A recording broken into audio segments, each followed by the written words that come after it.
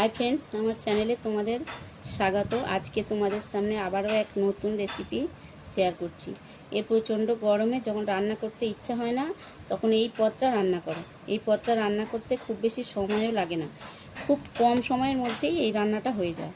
শুধুমাত্র এই একটি পদ দিয়েই একতলা ভাত খাওয়া হয়ে যাবে। তো চলো, এই পদ রান্না করতে কি কি মশলা নিয়েছি আর কিভাবে করেছি রান্না করতে করতে তোমাদের বলে দেবো। তো চলো এখন রান্নাটা শুরু করি। তার আগে বন্ধুরা, তোমরা যদি আমার চ্যানেলে নতুন ভিউয়ার্স হয়ে থাকো, আমার এই ছোট্ট চ্যানেলটাকে সাবস্ক্রাইব করে পাশে থাকা বেল আইকনটা চেপে দিও। তো বন্ধুরা, পাশে থাকার অনুরোধ রইল। চলো এখন রান্নাটা শুরু করি। তো দেখো, এই রুই মাছের ঝোল করার জন্য প্রথমেই আমাকে যেটা করতে হবে, কড়াইতে একটু আমি 2 চামচ তেল দিয়ে দিয়েছি। আর ওই তেলের মধ্যে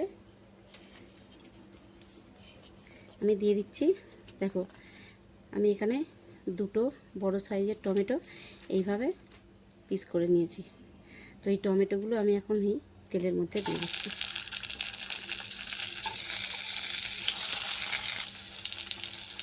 টমেটোটা যাতে নরম হয়ে যায় তার জন্য আমি অল্প একটু লবণ দিয়ে দিয়েছি।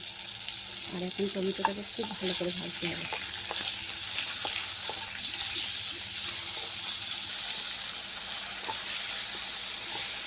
দেখো টমেটোটা একদম নরম হয়ে গেছে। এখন আমি টমেটোটা একটু জায়গায় তুলে নিচ্ছি। এখন ওই কড়াইতেই আমি দিয়ে দিচ্ছি, এখানে আমি 2টো ছোটো সাইজের পেঁয়াজ এইভাবে টুকরো করে নিয়েছি, ওই তেলের মধ্যে দিয়ে দিচ্ছি।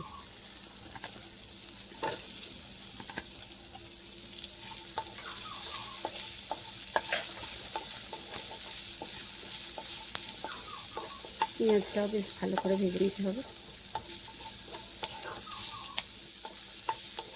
পেঁয়াজটা যখন এইরকম ভাজা হবে, তখন আমি এখানে কয়েকটা কাজু জল দিয়ে 8 ঘন্টা ভিজিয়ে রেখেছিলাম। দেখো কাজুগুলো এই পেঁয়াজের সঙ্গে ভেজে নিচ্ছি। পেঁয়াজটা 2 থেকে 3 মিনিট ভাজলে পেঁয়াজের কাঁচা গন্ধ চলে যাবে আর পেঁয়াজ ভাজাও হয়ে যাবে। দেখো ভাজা আমার হয়ে গেছে। এখন আমি ওই টমেটো আর এই পেঁয়াজ আর কাজু একসঙ্গে একটা মিহি পেস্ট বানিয়ে নেব। মাছটা ভাজার জন্য আমি কড়াইতে বেশ কিছুটা পরিমাণ তেল দিয়ে দিয়েছি।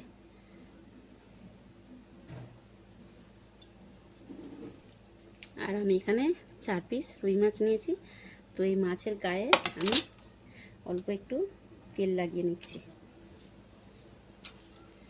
দেখো মাছের গায়ে একটু তেল লাগিয়ে নিচ্ছি যাতে না মাছটা কড়ায় আটকে যায়।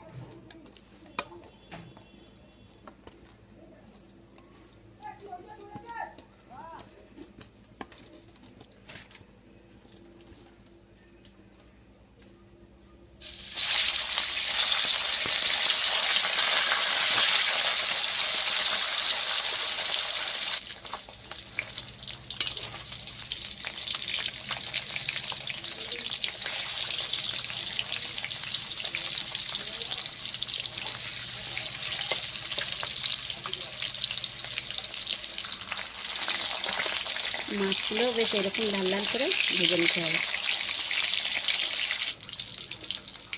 দেখো বন্ধুরা, মাছগুলো আমার খুব ভালো করে ভাজা হয়ে গেছে। মাছগুলো আমি তুলে নিচ্ছি। লাল লাল করে মাছগুলো এরকম ভেজে নিতে হবে।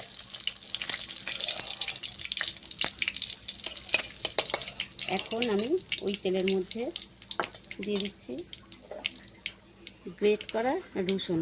এখানে 1 চামচ রসুন দিয়েছি আমি।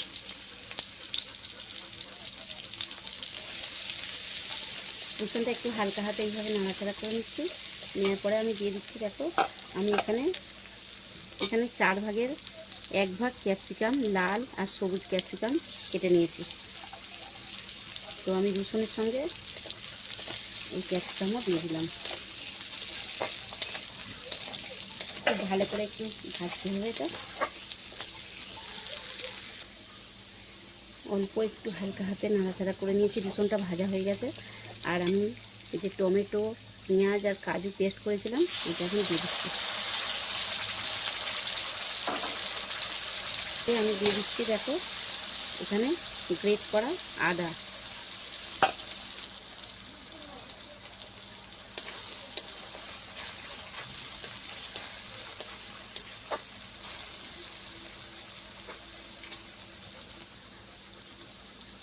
আর ওই সঙ্গে আমি দিয়ে দিচ্ছি এখানে হাফ চামচ জিরে পাউডার।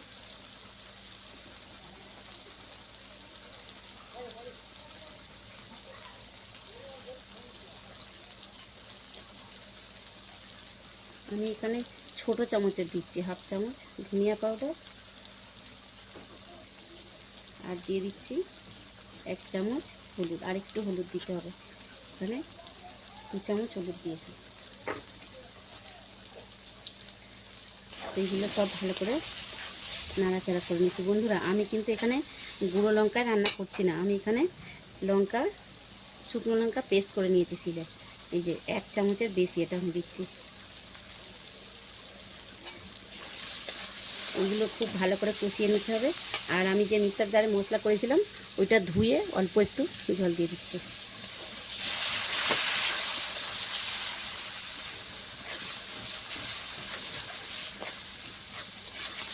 এই বাটা লঙ্কার তরকারি এত সুন্দর হয় খেতে। গুঁড়ো লঙ্কা সবসময় রান্না করতে করতে খেতে খেতে যখন ভালো লাগে না, তখন আমরা যদি এরকম শুকনো লঙ্কাকে বেটে রান্না করি তার টেস্ট আলাদা রকম হয়। আর দেখো আমি এখানে 2টো আলু কেটে সিদ্ধ করে রেখেছিলাম, সিদ্ধ আলুটা দিয়ে দিচ্ছি। এইভাবে বন্ধুরা সিদ্ধ করা আলু দিয়ে যদি তরকারি করা যায়, মানে এই মাছের ঝোল করা যায়, খুব সহজে হয়ে যায়, কম সময়ে হয়ে যায়। যখন ব্যস্ততা থাকে সকালের রান্নায়, স্কুলের বা অফিসের রান্নার যখন ব্যস্ততা থাকে তখন এরকমভাবে তোমরাও করবে, আর খেতেও খুব টেস্টি হয়। আলুটা আমার কষানো হয়ে গেছে, এখন আমি জল দিয়ে দিচ্ছি।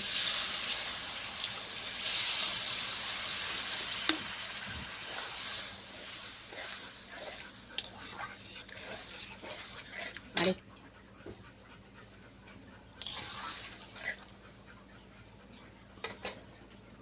এখন মশলাটা সিদ্ধ করার জন্য একটু ঢাকা দিয়ে দিলাম। এখন ঝোল ফুটে গেছে তখন আমি এই ভাজা মাছগুলো দিয়ে দিচ্ছি।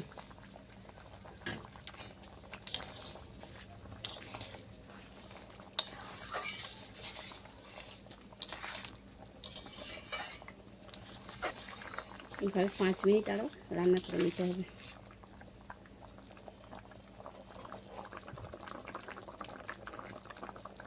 এখন দেখো মাছের ঝোল কমপ্লিট হয়ে গেছে। তো আমি এখন দিয়ে দিচ্ছি স্বাদ মতো লবণ।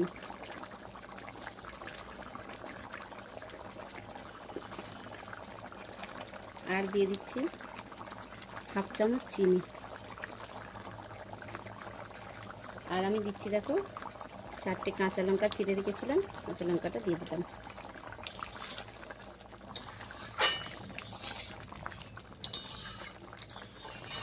তো তোমরাও এইভাবে খুব কম সময়ে এরকম মাছের ঝোল বানিয়ে নিতে পারবে। বন্ধুরা আজকের ভিডিও এই পর্যন্ত। আমি একটা প্লেটে তুলে তোমাদের দেখাচ্ছি।